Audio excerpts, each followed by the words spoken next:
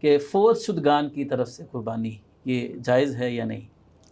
قرآن کریم میں اللہ رب العالمین نے فرمایا وَأَلَّيْسَ لِلْإِنسَانِ إِلَّا مَا سَعَى، اس چار دیواری کو شریعت نے بند کر دیا کہ مرنے کے بعد اس عمل کا ثواب ملے گا جو تم نے خود کیا ہوگا بس جو بھی صدقہ جاریہ کیا ہوگا وہی ثواب ملتا رہے گا، باقی دروازہ بند ہے۔ اصول یہ ہے جس چیز کا دروازہ شریعت بند کرے ہم اس کو کھول نہیں سکتے، جتنے شریعت نے کھول دیا اس کو ہم وسعت نہیں دے سکتے، اس پر قیاس نہیں نہیں کر سکتے۔ شریعت نے اس دروازے کو کھول دیا۔ نمبر ایک، دعا۔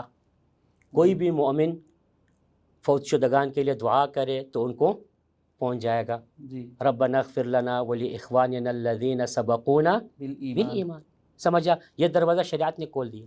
ہم کہہ سکتے ہیں کہ مومن کا دعا میت کو، مومن کے دعا کا ثواب میت کو پہنچ جائے گا۔ نمبر ایک، حج اور عمرے کا دروازہ کھول دیا کہ اولاد، صرف اولاد اپنے والدین کی طرف سے حج اور عمرہ کر سکتے ہیں۔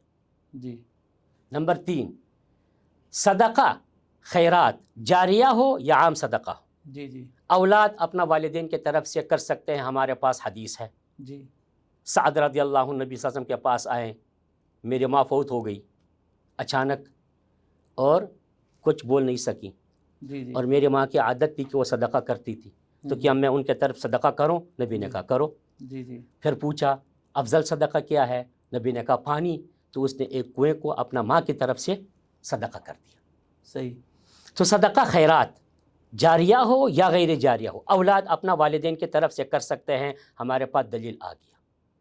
اس کے علاوہ اگر شریعت نے یہ دروازہ نہیں کھولا ہم نہیں کھول سکتے۔